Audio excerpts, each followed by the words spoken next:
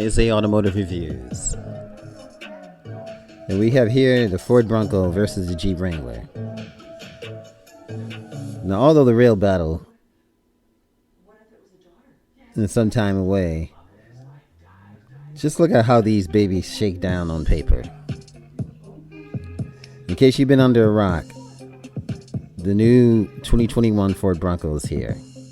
Though the Bronco specs leave a few voids, we now know the hard basics about the Ford highly anticipated off-roader. Now, if you look at the Bronco technical specification sheet and compare it to the data with this innate and long uncontested competitor, the Jeep Wrangler, forget about the so-called truck wars. The Toledo War is about to pop off again. You never heard of the territorial dispute in 1835 between the bordering states of Michigan and Ohio? That's okay. Neither had we, but now that the new Ford Bronco is here, the Michigan-built off-roader is set to encroach on Ohio-built Jeep Wrangler in his well-earned seat on the off-road throne.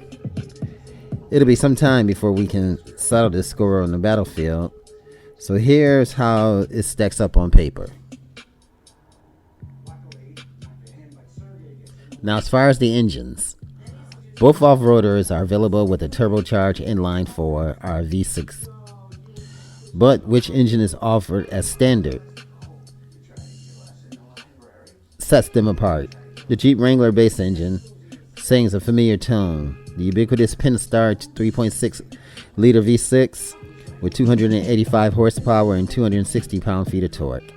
And the Bronco, 4/5 turbocharged 2.3 liter inline-4, projected to make 270 horsepower and 310 pound-feet of torque, are identical to that of the Ford Ranger.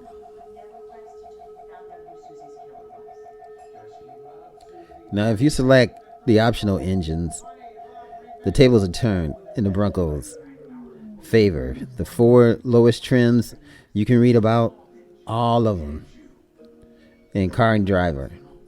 Now, a twin-turbo 2.7 liter V6, projected to make 310 horsepower and 410 pound-feet of torque, can be optioned, but comes standard in the top 3 trims. The Wrangler optional turbo 2.0 liter 4 goes backwards in horsepower, producing 270 horsepower, but generates more torque at 295 pound-feet of torque. The Wrangler, however, has another trick up its sleeve, a turbocharged 3.0 liter diesel with an abundant bottom-end grunt, churning out just 260 horsepower, but 442 pound-feet of torque.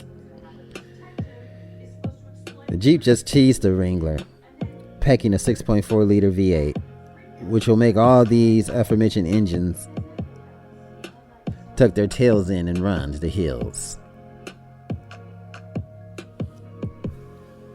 Now, the transmission. Yes, you've heard right. The Bronco can be had with a 7-speed manual. But like Wrangler, the do-it-yourself gearbox can only be had with a base engine, which in this case is a Turbo 4. However, that has changed. It is now said that the Sasquatch package is also going to have a manual, but that's going to be later on down the line. Now, all the 2.7 liter Broncos get the 10-speed automatic, which can also be optioned on the base engine. The Jeep available 8-speed is wonderful, but Ford has improved its double-digit gearbox since its debut.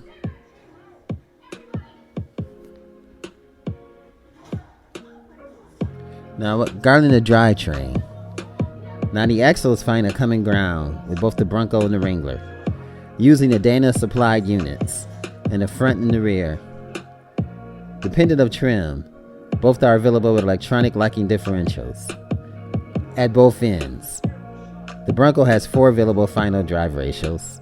The manual gets 4.46 to 1 ratio, except the Badlands model, which uses 4.70 to 1 gearing.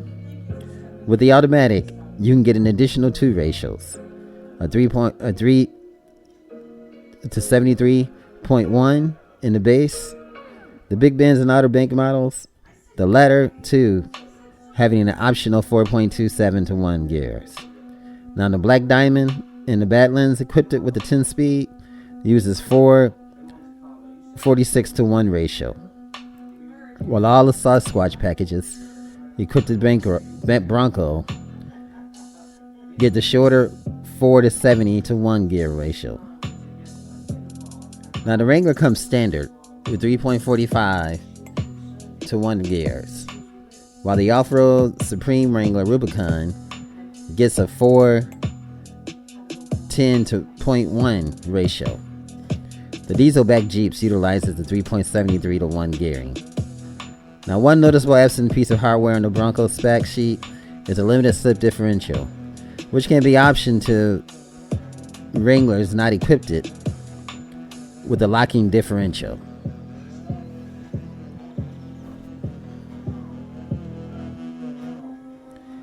Now, the Bronco offers 2 transfer cases to the Wrangler 3.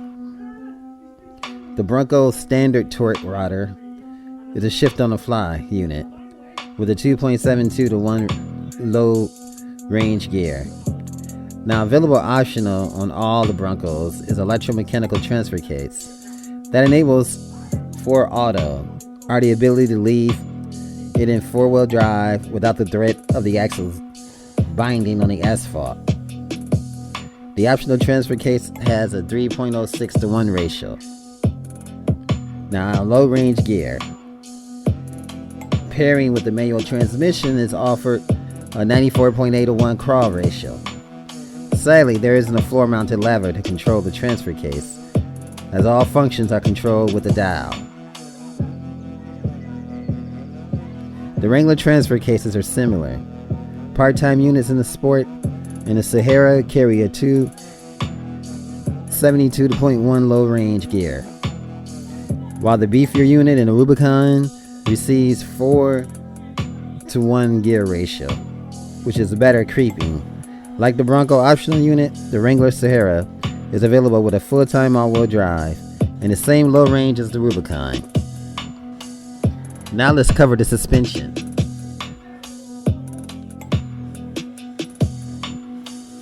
Now both Broncos and the Wrangler locate the live axles in the rear with the trailing arms and a Penhard rod. The Bronco uses coilover dampers.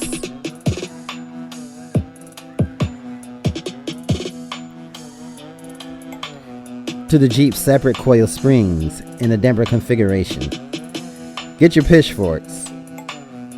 Ford didn't give the Bronco a live axle in the front. Instead, unequal length control arms are the foundation of the independent front suspension. While the lack of a live axle might rile the masses, the independent front setup will pay dividends for on-road drivability. Now, in their most hardcore forms, both the Bronco and the Jeep come with a front anti-roll bar disconnect.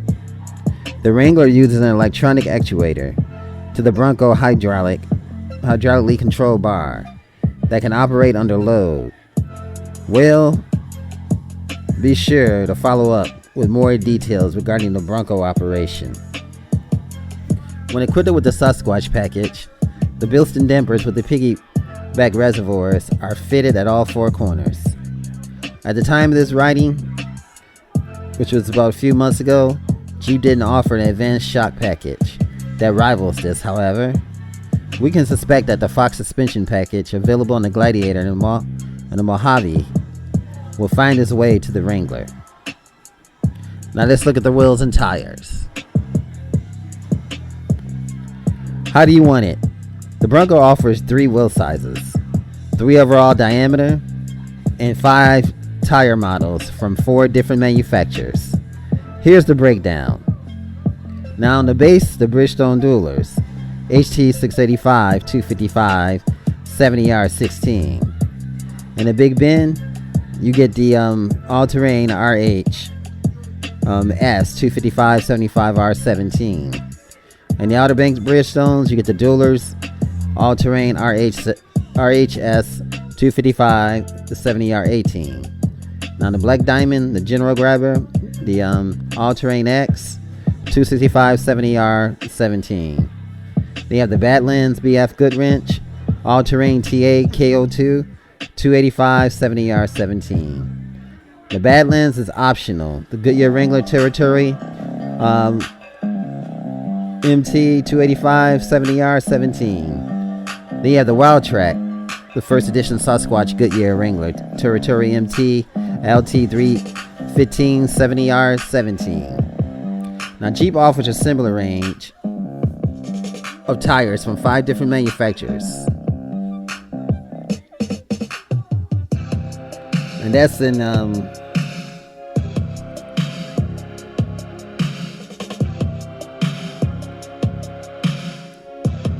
so they have 5 different manufacturers, but none of them is meatier as 35-inch rubber supplied on the Sasquatch package. Now, as far as exterior dimensions,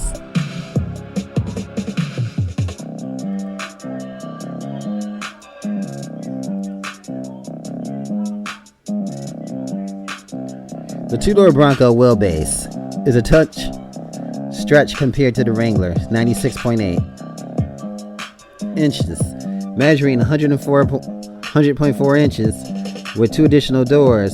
The Wrangler wheelbase measures longer, 118.4 inches, compared to the Bronco, 116.1. The Bronco and Wild Track guys measures a staggering 79.3 inches wide, 5.5 inches more than the Wrangler Rubicon. With the Sasquatch package, the Bronco is also taller, and no matter how you spec it, it's also longer too. For all those who like to adventure out onto the trails, these are the dimensions that matter. When head-to-head with the vertical obstacles, the approach angle determines the clearance before the bash plates are needed. The Broncos fall short of the Wrangler in this measurement. The base two-door maximum angle is 35.5 degrees, to the Wrangler 41.4 degrees. Even in the most extreme trim, the two-door Sasquatch 43.2 degrees can't match the Rubicon's 44. That is a big thing, folks.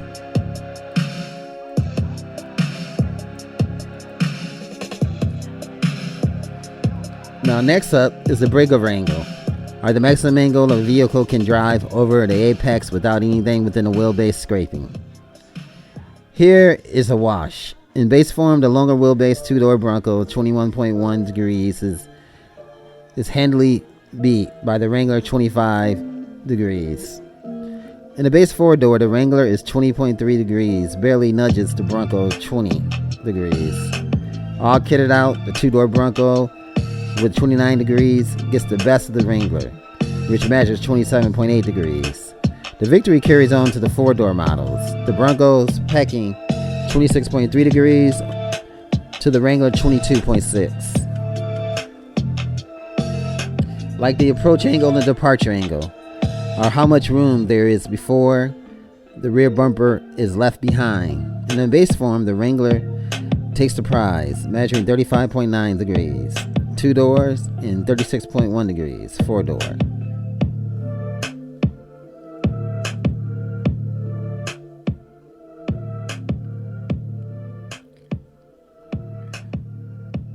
Now, the Bronco 29.8 to 29.7 degrees respectively for the 4-door, but it's a Sasquatch package that levels the playing field, measuring 37.2 degrees. Now the Rubicon 37 degrees for both counts.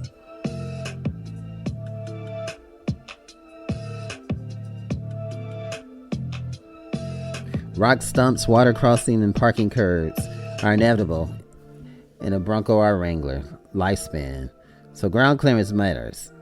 The base Wrangler clearly has the two-door Bronco beat, with a 1.3 inches of ground clearance at 9.7 inches.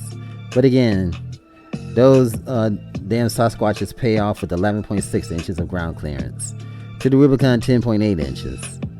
The 4-door Broncos lose 0.1 inch to the 2-door Broncos, while the Rubicon stay the same. Now, when the going gets wet, the Sasquatch stays drier. It gets the 33.5 inches of water fording ability, while the Bronco is 3.5 inches more than the Rubicon. We can only imagine how bad a wet Sasquatch must stink. Usually you can smell the Sasquatch from a good distance, they say. Now with towing, both the Wrangler and the Bronco are rated at 3,500 pounds. Now the price, that's a different story. The Bronco is starting at $29,995. And for the 4-door, they're asking $34,695.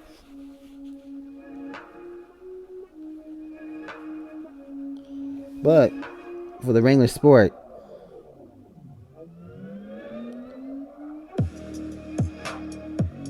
so the Bronco is $1,405 more than the Unlimited Wrangler. And like the Jeep, the Bronco skyrockets in price with the up-level trims and over 200 options that they have to offer. So this is what you have. Now between the two, which one would you go for? I actually think it's just a matter of taste. And just a matter of what you like. But the Bronco seems to be trending the most.